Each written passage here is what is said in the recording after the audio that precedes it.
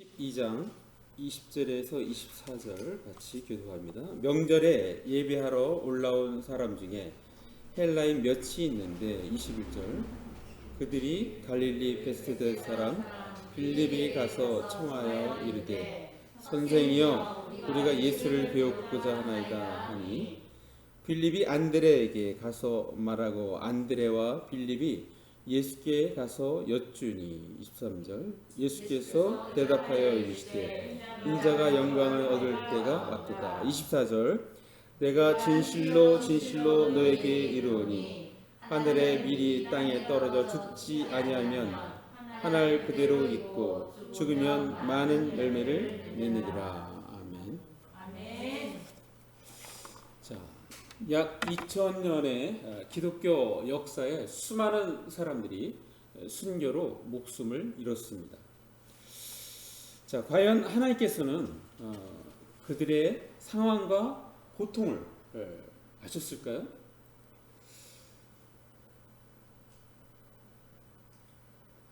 자, 이 순교자라는 책이 있는데 김은국 씨가 쓴 거예요. 이게 재미교포입니다.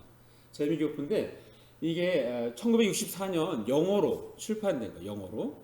근데 이 김은국 씨는 원래 북쪽에 살았다가 1947년 북한 정권이 들어오면서 신앙의 자유를 위해서 남쪽으로 피신을 왔어요. 피신을 하고 이 사람이 좀 똑똑했던 것 같아요. 서울대를 입학을 했는데 그해 1950년에 입학을 했는데 그해 또 6.25가 터져갖고 이 사람이 자진 입대를 합니다. 해병대로 입대해서 똑똑하고 말도 잘하니까 이 장군을 보좌하는 그러한 역할을 해요. 그러니까 장군을 보좌하는데 이 사람이 6.25 끝나고 나서 장교로 이제 제대를 하는데 워낙 이제 괜찮고 똑똑하니까 그 장군이 이 사람을 미국으로 초청을 해요. 그래서 공부를 가리키고 하는데 하버드대에 들어갑니다. 그래서 미국에 간 지 9년 만에 이 책을 쓴 거예요. 이 책을 썼는데 이게 워낙 잘 써갖고 노벨 문학상 후보에도 올랐던 작품이에요. 대단한 작품이죠. 자, 이 책의 내용은 6.25 전쟁 직전에 평양에서 14명의 목사가 다 이렇게 붙잡혀 갑니다. 붙잡혀가는데 그 중에서 12명이 이 사형을 당해요. 2명이 풀려나는데 2명 중에 1명은 이렇게 정신이 돌았고 1명은 신목사라는 분이 있는데 그분은 입을 딱 다물고 있는 거예요. 그래서 저 순교에 대한 어떤 그런 내용을 중심으로 해서 이야기가 전개가 됩니다. 자, 그러다가 다시 이렇게 완전히 북한이 점령했었는데 다시 이렇게 한국군이 올라가면서 이 사건을 조사하게 된 거예요. 그래서 정보과에서 어떤 그 장교 2명이 이 상황을 조사하게 되는데 이때 대위가 그 목사 살아있는 신목사한테 하는 얘기예요.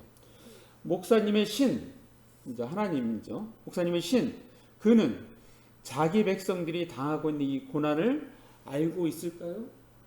굉장히 중요한 이 소설책에 나오는 질문이에요. 자, 하나님은 다 그 고난을 알고 있을까요? 그러면서 이 순교할 때 그 순교를 당하는 사람들, 그것을 능히 극복하고 이렇게 순교를 하는 사람들의 그 마인드는 어땠을까를 여기서 이렇게 적습니다. 희망 없이는 그리고 정의에 대한 약속 없이는 인간은 고난을 이겨내지 못합니다. 이게 소설의 내용이 나오는 겁니다. 자, 오늘 본문 요한복음은 예수님의 수제자 요한이 AD 85년에서 95년 사이에 에베소에서 기록한 복음서입니다.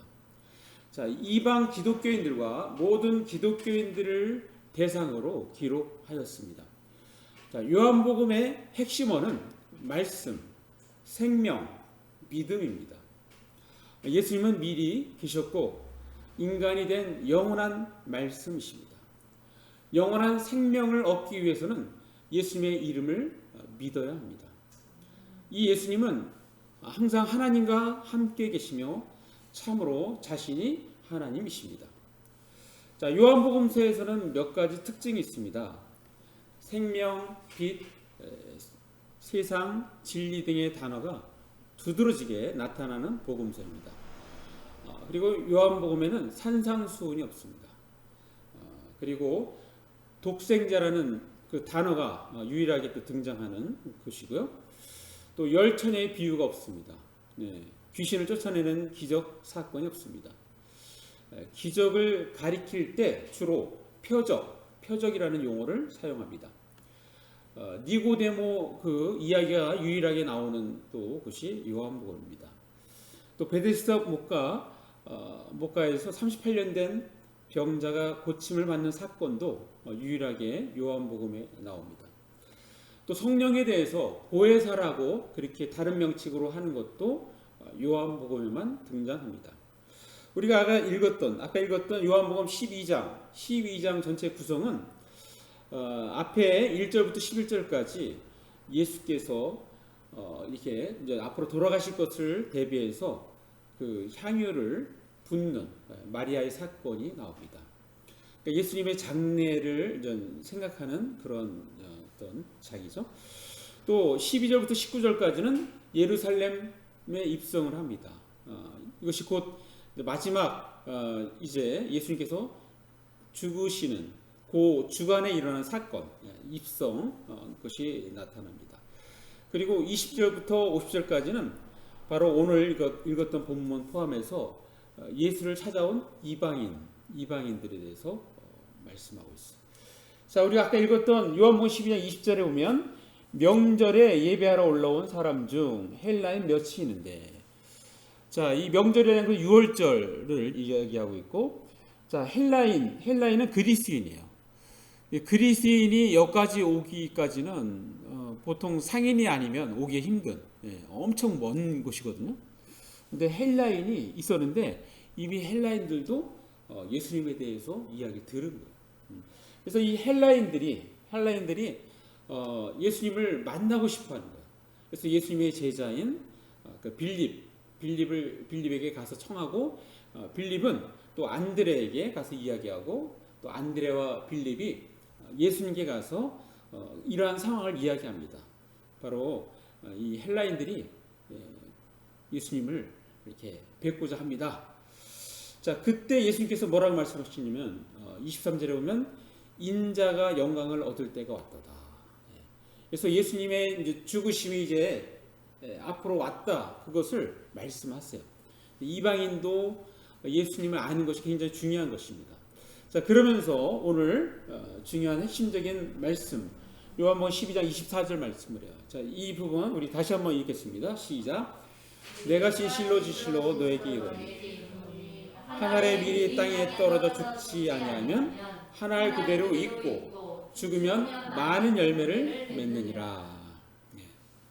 자, 밀알이 땅에 떨어져 죽으면 많은 열매를 맺는 법이다. 그렇게 말씀하십니다. 밀알이라는 것은 밀의 나라를 말하죠. 자, 어떤 일에 작은 밑거름이 되는 것을 비유적으로 이를 때 이 밀알이라는 표현을 씁니다. 자, 예수님은 이제 죽으심에 대하여 말씀하시고 있는 것입니다.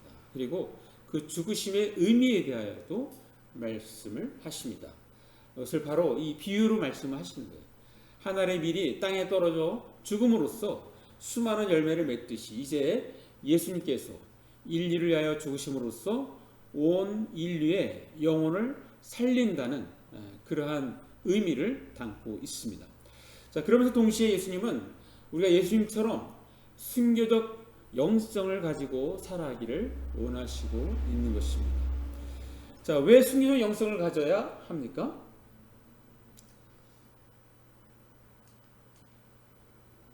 자, 그걸 안 적었는데요. 자, 왜 순교적 영성을 가져야 하냐면 나의 영혼을 지키고 예수의 향기가 나타나기 때문입니다. 자, 순교적 영성은 먼저는 나 자신의 영혼을 마귀로부터 지킵니다. 자, 우리 요한복음 12장 25절 한번 같이 읽습니다. 시작. 자기의 생명을 사랑하는 자는 잃어버릴 것이요 이 세상에서 자기의 생명을 미워하는 자는 영생하도록 보존하리라. 자, 자기 목숨을 이 미워한다고 할 때, 이때 미워한다는 것은 더 사랑하고 덜 사랑하고를 생각하시면 돼요. 그러니까 덜 사랑하는 것을 미워한다 이렇게 돼요. 그러니까 자기 생명, 자기 목숨을 덜 사랑하면 바로 영생을 얻는다는 거죠. 자기의 영혼을 보존한다는 것을 말씀하고 있습니다. 자, 우리나라 개신교 최초의 선교사는 우리가 잘 아는 토마스 선교사입니다. 자, 그에 대하여 아는 것은 27세 젊은 나이에 제대로 사역도 못하고 현장에서 피 흘려 순교했다는 것입니다. 그 사건은 한편으로는 무모해 보이기도 합니다. 어렵게 조선 땅에 선교사로 와서 제대로 사역도 못하고 순교했기 때문입니다. 오늘날 2021년 하면 이게 155년이 흘렀던 사건입니다. 자, 오늘날 우리는 기독교 덕택에 이렇게 잘 사는 나라가 되었고 이제는 기독교를 수출하는 나라가 되었습니다. 세계에서 미국 다음으로 선교사를 가장 많이 파송하는 나라가 되었던 것입니다.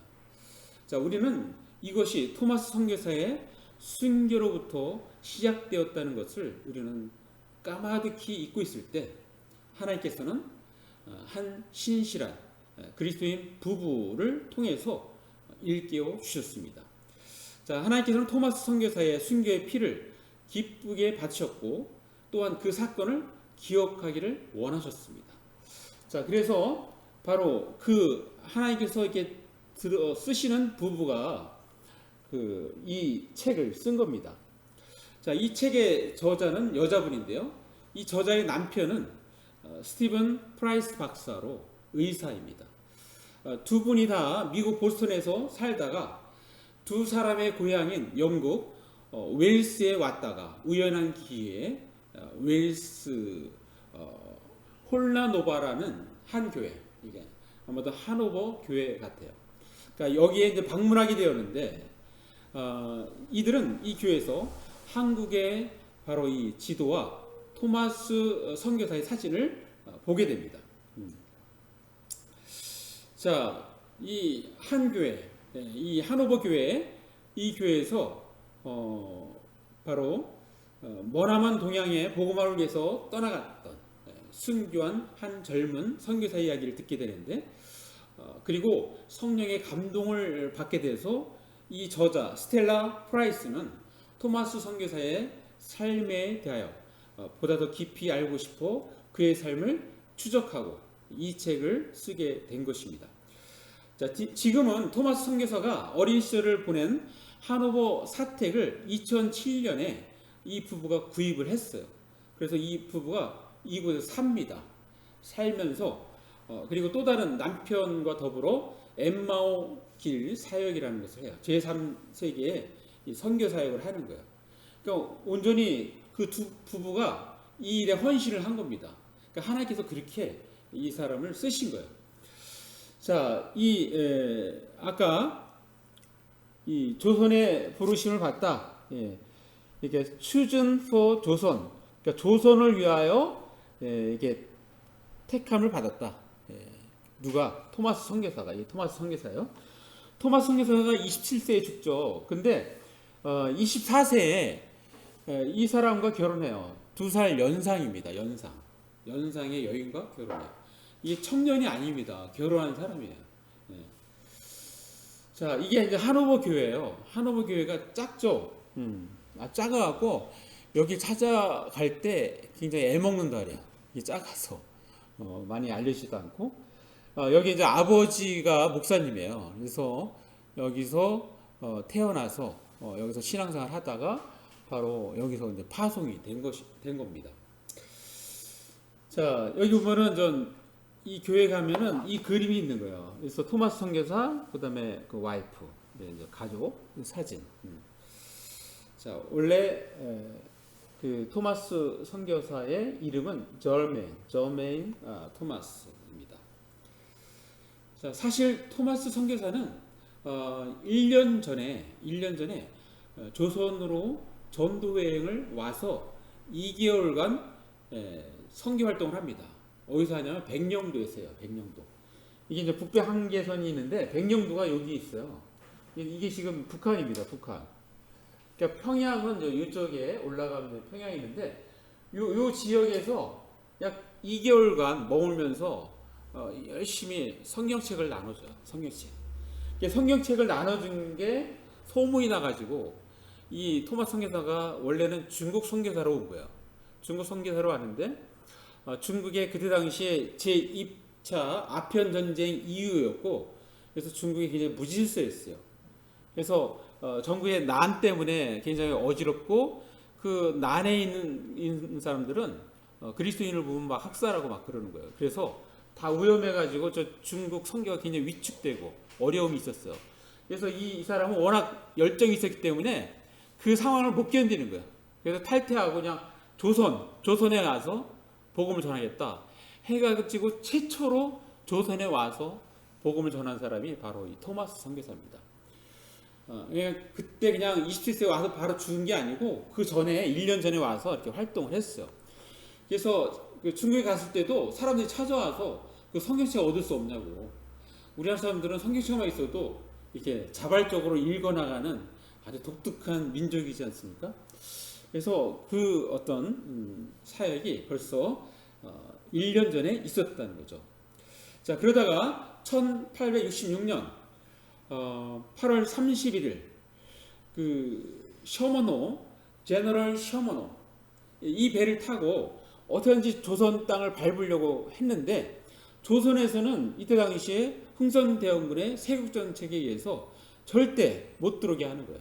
배가 못 들어오게, 정박을 못 하게. 그래서 막 싸우게 됩니다. 이렇게. 그래서 이 전에 서로 전투가 있었어요. 그래서 막 죽고 했는데 이 바다의 상황을 잘 모르니까 전날 이 여기 갯벌에 이렇게 갇혀버려요. 배가 갇혀버리니까 그게 전 9월 4일 1866년 9월 4일 저녁입니다. 갇혀버리니까 이 배는 뭐예요? 꼼짝없이 뭐예요? 죽게 되는 거죠. 그래서 다음날 조선군이 막 이렇게 배에다가 불을 질러가지고 여기다가 떠나보내갖고 화형 이거를 불을 질러버려. 그러니까 여기 있는 사람들이 어떻게 해요? 뭐 내려올 수밖에 없죠. 그래서 지금 이게 토마스 선교사 이렇게 나오죠? 이게 토마스 선교사를 그린 거예요. 요걸 조금 더 확대를 하겠습니다. 바로 이게 바로 직전 순교하기 직전이에요. 자, 이때 토마스 선교사를 죽인 박충건은 훗날 평양 장로교회 최초의 교인이 됩니다. 토마스 선교사가 그냥 여기서 간단하게 순교 당한 것 같지만 그 토마스 선교사의 그 영향력이 얼마나 한국에 미쳤는지를 우리가 잠깐 계속 보는 겁니다. 자, 이때 당시에 이 배를 구경하기 위해서 많은 사람들이 나왔어요. 그 중에 11살짜리 최지량이라는 사람이 왔는데 이 사람도 토마스 선교사가 어차피 자기가 죽는지를 아니까 자기가 가지고 있는 성경을 막 집어서 막 사람들한테 이렇게 뿌린 거예요. 뿌려가지고 그걸 주웠는데 이 최지량이라는 소년이 성경 3권을 그때 주어요. 성경 3권을. 그리고 영문주사 박영식도 이렇게 주웠는데 나중에 막 또 포고령이 나오는 거예요. 그 성경책 다 반납해라. 아니면은 너네들 문제가 된다. 그냥 사람들이 막 불태워버리고 막 그러는데 그 중에도 이제 이 영문주사 박영식이라는 사람은 종의 질이 너무 좋은 거예요. 자기 조선에서 발견하기 힘든 너무너무 좋아가지고서 이거를 불태워버리기 아깝고 해서 자기 집에 이렇게 벽지로 다 바르는 거예요. 벽지마다. 근데 이 사람이 이 방이 여러 개가 있었습니다. 여러 개 있어갖고 방마다 다 이걸 다 붙인 거예요. 붙였는데 자, 그러고 나서 이제 25년이 흐릅니다. 25년이 흘러요. 근데 아까 11살짜리 그 최지량이라는 사람 있죠? 이 사람이 바로 이 집에 가서 그 집을 사요. 사면서 그것을 여관으로 운영을 합니다. 여관으로 운영하는데 1891년 그때 마포 3년 선교사와 한석진 목사가 이 여관에 머물러요. 이 머무는데 이 여관에서 이렇게 보니까 벽지가 다 성경 말씀인 거예요. 그래서 이거 어떻게 된 거냐 이제 자초지종을 물어보니까 그 얘기를 하는 거예요. 25년 전 얘기를 하는 거예요. 그래서 선교사님이 바로 그곳에서 교회를 시작합니다. 그 교회가 널다리골 교회예요. 널다리골 교회. 근데 그 널다리골 교회가 바로 이후에 변해서 바로 이 장대현 교회가 된 거예요. 장대현 교회. 우리가 장대현 교회, 그 유명한 장대현 교회가 바로 이 토마스 선교사하고 다 연결이 되는 겁니다. 그리고 여기에 장로로 막 이게 들어오는 사람들이 다 그때 당시에 예수 믿은 사람들. 자, 이 장대현 교회의 첫 번째 목사가 누구냐? 바로 아까 이 마포 3열. 이게 왜 마포 3열인가 했더니 보세요. 이 영어로 보면 사무엘 A 마펫. 그러니까 마펫 하면 마포잖아요, 마포. 그죠? 사무엘 하면 3열. 그러니까 마포 3열 선교사 한국 이름으로. 이 사람이 한국 교회의 아버지예요. 이 장대현 교회의 첫 번째 교회를 세운 사람이 바로 이 선교사입니다. 자, 이 선교사가 여기서 이렇게 좀 교회를 시작하는데 이 선교사가 1925년에 3월 달에 본국에다 보고를 해요. 그 보고 내용 중에 하나가 이겁니다. 저는 1983년 10월에 22명의 교리문답 수강생을 모집하여 양육하였습니다. 근데 그들 중에 토마스 선교사에게 한문 신약 성경을 받았던 사람도 있었습니다. 그러니까 이게 27년 후입니다. 27년 후. 그 토마스 선교사가 순교하고 난 다음에 그러니까 27년 후에 그 성경책을 가져온 거예요. 가져와서 이 모임에 참석을 한 거예요. 그러니까 그 영향이 여기까지 계속 미친 것이죠. 그리고 토마스 선교사가 이 순교당할 때 당시 20살이었던 이신행이라는 여인이 있었어요. 여자분. 성경 한 권을 얻어 집에 왔는데 그 후에 이 사람이 평양 최초 여자 교인이 됩니다. 여자 교인. 그리고 그의 아들 이덕환은 나중에 아까 그 평양 장대현 교회 장로로 심우하게 됩니다. 이게 다 아까 그 부부가 계속 추적해 들어가면서 이런 것들이 다 나오는 겁니다. 자, 뿐만 아니라 제너럴 셔먼호 사건 이후 미국과의 문호가 개방되면서 그때부터 본격적으로 선교사들이 합법적으로 조선에 들어오게 되었습니다. 그래서 언더우드 선교사 이런 분들이 다 이 사건 이후로 다 들어오게 된 겁니다. 자, 마지막 이 하이라이트는 바로 아까 그 장대현 교회, 그 교회를 중심으로 해서 이 교회들이 막 확산이 되는데 1907년 바로 이 평양 대부흥 운동이 일어난 거예요. 그러니까 토마스 선교사의 선교의 피가 바로 1907년 대부흥과도 연결이 됩니다. 연결이. 여기 보면 다 자세히 보니까 여자들 앞치마 들고 여자들이 얼마나 열심히 참 신앙생활 했는지를 볼 수 있고 이때 당시에 이렇게 교회를 보면 다 T자예요. T자. 왜 T자냐면 이제 남녀 7세 부동석이잖아요. 그러니까 남자, 여자 이렇게 서로 보지 못하게 눈이 마주치지 못하도록 선교사님은 두 곳을 다 볼 수 있고 남자, 여자 이렇게 해서 T자로 이렇게 교회가 되어 있습니다. 또 최근이라는 것은 이제 2001년에 북한 최초의 사립대학 평양과학기술원 기술대학이 설립이 되는데 그때 북한 정권에서 세 군데를 이렇게 선정해 줬대요. 이 셋 중에 하나를 고르라고 했대요. 그래서 이때 당시 이제 김진경 총장이 이제 기도하는 가운데 딱 골랐는데 그곳이 어느 곳이냐면은 바로 토마스 선교사 기념교회 장대현 교회 말고 토마스 선교사 기념교회를 지은 데가 있어요. 근데 바로 토마스 선교사 기념교회 터 위에 이렇게 평양 과학기술대학이 설립이 된 겁니다. 얼마나 참 놀랍습니까? 그러니까 하나님께서 그걸 다 기억하시고 이렇게 역사하시는 거예요. 토마스 선교사의 그 순교의 피 그냥 27세에 그냥 와서 성경 야소만 하다가 예수만 하다가 죽은 줄 알았는데 그게 아니라 하나님은 그 선교사님의 그 순교를 이렇게 대한민국이 복음화되는데 엄청나게 사용하신 것입니다. 그걸 사람들이 다 잊고 있으니까 바로 미국의 그 그리스도인 신실한 그리스도인 부부를 들어서 그 책을 내게 하고 이러한 것들을 다시 이렇게 사람들한테 알리게 되는 거예요. 알리게. 그리고 그 아까 그 책을 쓴 남편은 북한 선교에도 지금 일을 하고 있어요. 의사로서. 자, 성경에도 순교의 모습이 나옵니다. 가장 대표적인 장면이 아마도 초대교회 때 스데반 집사일 것입니다. 자, 그 부분 한번 말씀 보겠습니다. 사도행전 7장 59절 한번 같이 읽겠습니다. 시작.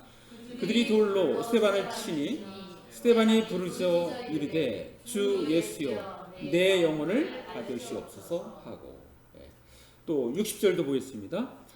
자, 그분을 뚫고 크게 불러 이르되 주여 이 죄를 그들에게 돌리지 마옵소서 이 말을 하고 자니라. 자, 오늘 약간 설교가 좀 길어질 것 같은데 좀 보겠습니다. 자, 이게 전 스데반 집사가 돌로 이렇게 맞는 장면을 그림으로 그린 겁니다. 자, 여기에 딱 이렇게 폼 잡고 서 있는 딱 청년이 보이죠? 이 앞에 옷이 있어요. 누구겠어요? 이게 사도 바울입니다. 사도 바울. 사도 바울이 청년 때. 이게 사실은 스데반 집사의 순교는 그냥 끝난 것이 아니라 바로 사도 바울과 연결이 돼요. 사도 바울이라는 위대한 전도인이 바로 이 스데반 순교의 현장에서 탄생이 되는 거예요. 탄생. 자, 잉글랜드 이 링컨서에서 출생한 이 존 폭스라는 사람이 있어요. 존 폭스. 이 사람이 히브리어도 아주 능숙하게 구사하는 사람인데, 이 사람이 중세 때 10년 동안 이렇게 자료들을 모아서 순교한 사람들을 책에 실었어요. 그래서 순교자 열전인데 그 책이 2000페이지나 2000페이지. 그러니까 이때 당시에는 중세 때는 철로 역정, 그 존 번연의 철로 역정이 있죠. 철로 역정과 바로 순교자 열전과 그것이 베스트셀러였대요. 그래서 교회마다 이렇게 성경책과 이게 딱 옆에다 두고 이렇게 교회마다 이렇게 설교했다고 합니다. 근데 2000페이지가 너무 많으니까 이거를 좀 또 요약을 해서 중요한 것만 해서 이렇게 번역을 한 거예요. 우리나라 호이에마 출판사에서. 자, 이 책을 보니까 그때 당시에 맞게 막 학살할 때 그때 모습이 어땠는지를 보여주는 게 있는데, 자, 이 카톨릭 이 신실한 로마 카톨릭 교도가 있습니다. 이 사람이 1560년 교황 피우세 4세가 이탈리아 반도의 모든 국가에 프로테스탄트를 혹독하게 박해하라는 명령을 내리고, 그래서 이때 연령, 성별, 신분을 막론하고 수많은 사람들이 순교하게 되는데, 그때 모습을 이렇게 쓴 거예요. 저는 어떤 편지에 쓴 거예요. 저는 이번 박해가 너무 잔인하고 불필요하다고 생각합니다. 이것은 인간에 대한 처형이 아닙니다. 송아지와 양을 도살하는 모습에 가깝습니다. 인간을 죽이는 방식이 소름이 끼칩니다. 이 편지에 쓴 내용이야. 그때 당시 어땠는지를 이렇게 볼 수가 있죠. 자, 그러면서 이 사람이 또 놀라는 게, 그러나 그들이 바로 죽음을 맞이할 때 그들이 보여준 인내입니다. 그들은 하나같이 목숨을 부지하기를 단념하고 신앙에 귀의하면서 하나님께 뜨겁게 기도하고 기꺼이 자기 운명을 맞이했습니다. 이 사람이 볼 때 이렇게 많은 사람들이 죽었다는 거예요. 그 순교를 그냥 담담히 그냥 받아들였다는 것입니다. 자, 그러면서 오히려 이제 막 이게 학살했던 사람들의 모습이 정말 마귀 같았다, 그렇게 표현하고 있어요. 정말 그들이 마귀다, 그들이 마귀, 그렇게 표현을 합니다. 자, 제가 이제 아까 그 책에 나오는 그 책에 4명의 순교한 사람, 우리가 좀 유명한 사람 순교한 내용들은 많이 들어왔어요. 그런데 여기서 나오는 소개하는 순교자들은 평범한 사람들이에요. 4명의 예를 잠깐 한번 들어보겠습니다. 자, 첫 번째는 조바니 풀후스라는 사람인데, 가난한 농부입니다. 가난한 농부. 자, 가난한 농부가 이제 가족들이 있잖아요. 가족들이 있는데 가족들이 있는 보는 앞에서 이 가장을 죽이려니까 이 사람도 마음이 아픈 거예요. 이 수사라는 거는 그때 당시에 독신으로 수도하는 남자를 수사라고 그래요. 카톨릭에서. 일단 수사가 이제 기회를 줘요. 당신이 여기서 이제 부인을 하면 당신 살려줄게. 그렇지 않으면 당신이 여기서 죽는데 그러면 남는 가족은 어떻게 되냐 이거죠. 그때 이 사람이 하는 얘기예요. 나는 나 자신은 물론이고 아내와 자녀들이 그들의 몸보다도 그들의 영혼을 이 세상보다도 저 세상을 더 귀하게 생각하기를 바라고 유언을 말하는 거예요. 내 죽음 때문에 그들이 고통을 당하겠지만 자비로우신 하나님이 그들에게 필요한 것을 공급하실 것이요. 이렇게 이야기하고 죽었습니다. 또 월터 밀든이라는 사람은 이 사람은 스코틀랜드 사람인데 화형을 당합니다. 1558년에 화형을 당하는데 그때 하는 얘기예요. 나는 나를 구속하신 고마운 구속자로부터 받은 저 천상의 원리 중 단 한 조항이라도 버리느니 차라리 만 개의 목숨을 버리는 편을 택하겠소. 너무 참 대단한 신앙이지 않습니까? 또 이번에는 대학생 존 필포트라는 대학생이야. 이 대학생은 이 당시에 대학교에서 민법을 공부했던 학생이야. 화형을 당하는 상황에서 나의 구원자는 나를 위해 십자가에서 가장 수치스러운 죽임을 당하는 것을 마다하지 않았는데 내가 이 화형대에서 죽는 것을 떳떳지 않게 여기겠소. 젊은 대학생이 죽을 때 이런 이야기를 했습니다. 마지막으로 하나 더 소개한다면 그 교회 장로입니다. 교회 장로 파울 클레멘스라는 장로예요. 자, 이분은 뭐라 했냐면 당신들이 몸은 죽일 수 있어도 참된 신자의 영혼을 해칠 수는 없소. 당신들이 내게 보여준 이 끔찍한 짓을 하나님이 갚아주실 것이요. 저 가련한 사람들을 살해한 자들, 무지한 피를 흘린 그들을 처벌하실 것이요. 저는 제1차 세계대전, 제2차 세계대전 수많은 사람들이 죽었잖아요. 바로 이것에 대한 하나님이 갚아주신다는 것에 대해서 그게 인류의 벌을 내린 거 아닌가, 하나님께서. 유럽을 중심으로 해서 그 사건이 일어났잖아요. 그래서 이렇게 하나님은 이 순교한 피를 하나도 잊지 않고 다 기억을 하십니다. 자, 신약성경 히브리서 믿음장 11장에 보면 우리의 신앙의 선배들이 어떠한 식으로 순교했는지 알 수 있게 하는 그러한 대목이 나옵니다. 자, 히브리서 11장 37절 한번 같이 읽어보겠습니다. 시작. 돌로 치는 것과 톱으로 켜는 것과 시험과 칼로 죽임을 당하고 양과 염소의 가죽을 입고 유리하여 금핍과 환난과 학대를 받았으니. 자, 이와 같이 돌로 치는 것, 톱으로 켜는 것. 톱으로 켠다는 것은 몸을 자르는 거예요. 자르는 거 이렇게. 죽은 사람 자르는 거야 뭐 상관없지만 산 사람을 자른다고 생각해보세요. 칼로 죽임을 당하고 이와 같이 순교당할 때 사람들이 죽었다는 것입니다. 자, 아마도 대표적인 순교는 바로 우리가 믿는 예수 그리스도이실 것입니다. 자, 예수님의 죽으심으로 온 인류가 구원의 기쁨을 얻은 것입니다.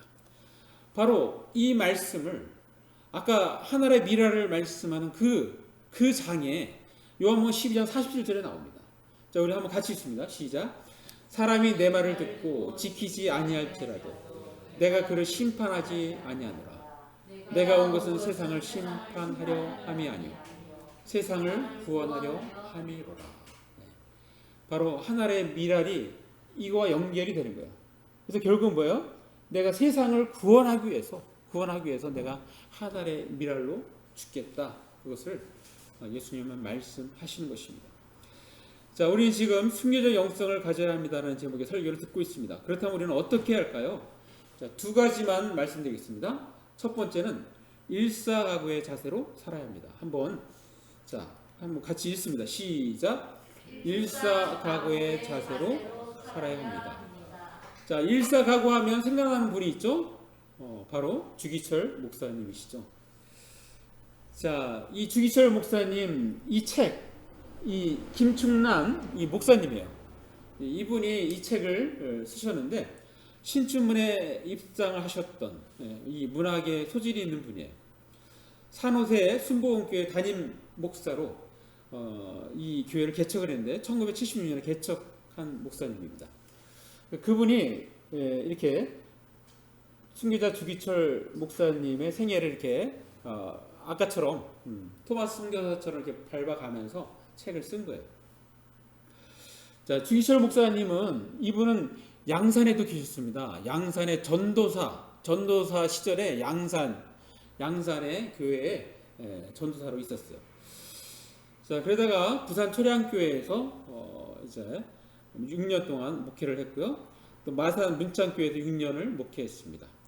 그다음 1936년 평양 산정행교회 가는데 여러분 그 산정행교회도 놀랍게도 아까 토마스 선교사로 인해서 설립이 된 평양 장대현 교회에서 분립개척한 교회가 바로 평양 산정행교회입니다. 여기에 이제 목사로 부임을 해요. 자, 그런데 1936년에는 일제 치하 때 막 이렇게 이 천황을 숭배하는 그러한 사상이 계속 강요하는 그 상황이었어요. 자, 그래서 이 평양 산정교회가 소속되어 있는 평복 노회는 신사 참배를 가결을 합니다. 가결을 해요. 근데 이때 당시에 그게 무슨 말입니까? 하면서 항의했던 사람이 바로 이 주기철 목사예요. 그러니까 주기철 목사는 사실 산정교회에서 이렇게 사실은 제명당해요. 이렇게 이 노회에서. 왜냐하면 노회에서 정한 거를 안 따라주니까. 자, 그러다가 1938년에 일본 경찰에 의해서 검거가 되는데 10년형을 받습니다. 그래서 주기철 목사는 1938년부터 1944년 마지막 순교할 때까지 모두 5차례 총 5년 4개월 동안 투옥 생활을 하게 됩니다. 자, 주기철 목사님은 이렇게 투옥하면서 거기서 막 이렇게 신문을 받잖아요. 그러니까 막 죽을 것 같으면은 이게 석방시켜 주는 거예요. 그래서 몸을 이렇게 어느 정도 온전하면 다시 또 붙잡아가고 그렇게 악질적으로 일본이 그렇게 했어요. 왜냐하면 이 주기철 목사를 꺾고 싶은 거야. 이 사람만 꺾으면 조선의 자존심을 꺾을 수 있다라고 생각하기 때문에 그렇게 했어요. 그래서 주기철 목사도 마지막 5번째 들어갈 때는 자기도 알았어요. 이제 나는 이제 더 이상 내가 살아서는 못 나오겠구나. 그래서 20명 정도를 자기 집에서 이전 산정교회 교인들을 앉혀놓고서 설교를 합니다. 마지막 설교를 해요. 그때 설교 본문이 이제 마태복음 5장 11절, 12절 산상수훈에 있는 그 말씀이고 또 로마서 8장 31절부터 39절. 그래서 5가지의 나의 기도, 유언을 하는 거죠. 유언. 그래서 이렇게 설교를 하는데 첫 번째는 죽음의 권세를 이기게 해달라. 두 번째는 장기간의 고난을 견디게 해달라. 여러분 잠깐 이렇게 순교당하는 것은 오히려 쉬울 수 있어요. 근데 계속 죽이지도 않고 이렇게 고난 주는 게 그게 정말 견디기 힘듭니다. 세 번째는 노무와 처자를 잘 부탁한다. 이제 유언하는 거잖아요. 나는 지금 죽으러 가니까 남아있는 우리 노모 처자를 잘 부탁한다. 네 번째는 의에 살고 의에 죽도록 해달라고. 5번째는 내 영혼 부탁. 이런 설교를 했는데 자, 그러면서 이제 기도문이 나오는데 일사가구의 기도문이 나옵니다. 그 기도문을 보겠습니다. 주님, 나를 위하여 십자가를 지셨습니다. 주님, 최후에 피 한 방울까지도 다 쏟으셨습니다. 주님, 이렇게 날 위해 죽으셨거늘 나 어찌 죽음이 무섭다고 주님을 모른 채 하리이까. 이게 바로 일사가구의 기도문입니다. 자, 이 주기철 목사가 마지막 설교했던 본문 중에 하나만 읽겠습니다. 로마서 8장 35절. 자, 한번 같이 읽습니다. 시작. 누가 우리를 그리스도의 사랑에서 끊으리요? 환난이나 공고나 박해나 기근이나 적신이나 위험이나 칼이다. 예. 여기 보면 기근이라는 것은 헐벗, 이게 굶주림이고 이 적신은 헐벗는 것을 말해요. 자, 이러한 것이 어떻게 그리스도의 사랑에서 끊을 수 있느냐라고 말씀이 되어 있습니다. 자, 순교적 영성을 가져야 합니다. 자, 그렇다면 어떻게 할까요? 두 번째는 바로 예수의 정신으로 살아야 합니다. 자, 한번 같이 있습니다. 시작. 예수의 정신으로 살아야 합니다. 자, 예수의 정신으로 살라는 것은 바로 살아있는 순교자로 살라는 것입니다. 살아있는 순교자로. 자, 주빌리 공동체 이야기를 잠깐 해드리겠습니다. 돈 모슬리라는 사람이 썼는데요. 이 사람은 미국 텍사스 출신이에요. 이 사람은 학교에서, 대학원에서 인류학 석사를 받습니다. 그리고 기독교 실천 운동가로 활동을 해요. 1979년에 아내와 두 아이와 함께 코이노니아의 두 가족과 함께 미국 조지아 동북쪽에 주빌리 파트너를 설립을 합니다. 자, 현재까지 수천 명의 방문객과 2천여 명의 난민들이 이곳을 다녀가는데요. 자, 지도를 보면 이게 미국 지도예요. 미국 지도에 조지아가 여기 있습니다. 이게 플로리다예요. 플로리다. 이게 마이애미 여기 있고 이게 조지아. 여기에 바로 이 주빌리 공동체가 있는 거야. 그러니까 이쪽에 보면 이 남미 쪽이잖아요. 남미에서 이렇게 탈출해 나오는 사람들, 이런 사람들을 여기서 수용해갖고 공동체 생활을 하는데요. 이 주빌리 공동체의 비전은 주님이 가르쳐 주신 사랑을 기반으로 신실하게 예수 그리스도를 따르는 것입니다. 자, 주빌리라는 것은 바로 여기서 나왔어요. 자, 희년 할 때 영어로 주빌리 이어입니다. 주빌리 이어. 이게 주빌리라는 게 축제라는 의미도 있어요. 축제. 바로 희년은 그야말로 축제의 날이었어요. 왜냐하면 49년, 50년째 돼서 이렇게 종으로 있는 사람은 종에서 풀려나고 토지가 이렇게 담보 잡힌 사람은 다시 돌려지고, 그러니까 얼마나 기쁜 날입니까? 그래서 공평하심과 자비하심을 드러내는 해가 바로 이 희년입니다. 근데 인간의 욕심이 너무 크기 때문에 이게 이루어지지가 않아요. 오늘날에는. 근데 이것을 실천하는 것이 바로 이 주빌리 공동체예요. 주빌리 공동체. 주빌리 공동체는 바로 이 사상을 실천을 하고 있는 것입니다. 자, 난민들이 계속해서 늘어나는데 1년에 100여 명이 넘는 난민들이 들어오게 됩니다. 자, 그들이 죽음을 무릅쓰고 국경을 넘고 편견과 정치적인 상황으로 주빌리 공동체가 난민들을 섬기는 일은 결코 쉽지 않았습니다. 자, 이 책에서는 바로 이 난민들을 돕는 일을 하다가 경험하게 되는 수많은 에피소드를 실감나게 소개하고 있습니다. 특히 나라가, 그러니까 미국이 세금으로 군비 경제를 하는 것은 일종의 우상숭배라고 생각을 해서 아까 그 저자 돈 모슬리는 나라에 세금을 내지 않습니다. 세금을. 자, 그래서 조세 저항을 하는 거예요. 조세 저항. 조세 저항을 하니까 어떻게 돼요? 이 감옥에 가게 됩니다. 감옥에.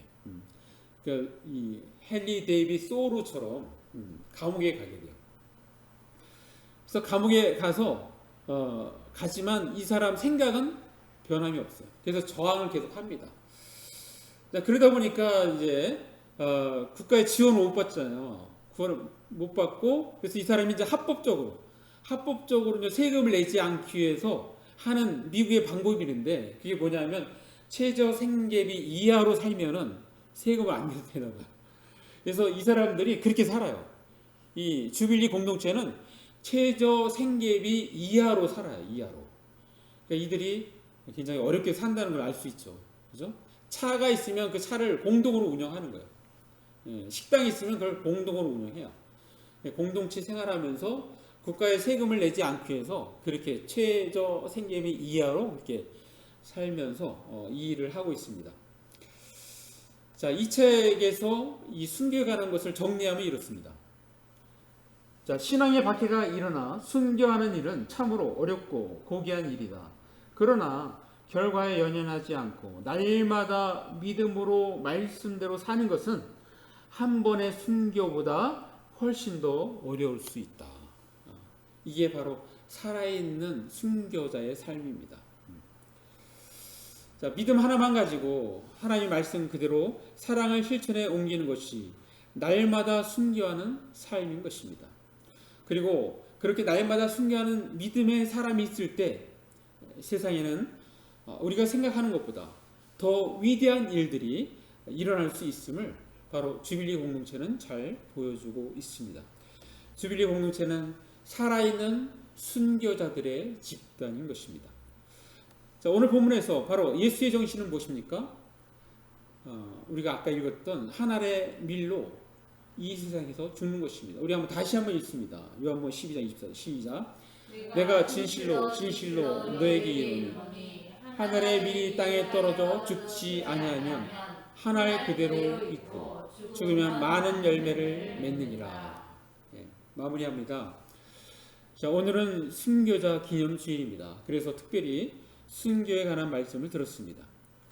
자, 우리가 오늘날 이렇게 예수 믿고 잘 사는 것은 우리 앞에 수많은 사람들이 순교로 거룩한 죽음을 맞이했기 때문입니다. 우리도 믿음의 선배들과 같은 상황이 온다면 그들의 선택과 동일한 선택을 하는데 주저함이 없어야겠습니다. 자, 인간적으로는 불가능하지만 하나님의 사랑이 성령을 통하여 부어진다면 능히 이길 수 있음을 우리는 알아야 합니다. 즉 순교할 능력을 갖고 순교할 수 있다는 것입니다. 자, 그러나 지금 우리가 사는 데 있어서 중요한 것은 이 주빌리 공동체에서 봉사하는 사람들처럼 오늘 순교적인 삶을 살아가는 것이 중요하다는 것입니다. 살아있는 순교자로 살아야 한다는 것입니다. 물론 그것은 내 힘으로 하는 것이 아닙니다. 성령의 능력으로 하는 것입니다. 우리는 순교적 영성을 가져야 합니다. 자, 그러기 위해서는 주기철 목사의 그러니까 일사각오의 자세로 살아야 합니다. 그리고 주빌리 공동체의 봉사자들처럼 예수의 정신으로 살아야 합니다. 살아있는 순교자로 살아야 하는 것입니다. 자, 우리 모두 오늘 현재 우리가 사는 생활 현장 속에서 살아있는 순교자들의 삶을 살아가는 순교적 영성을 지닌 저와 여러분이 되시기를 간절히 바랍니다. 기도하겠습니다. 자, 말씀 생각하시면서 잠깐 1, 2분 기도로 나아갑니다.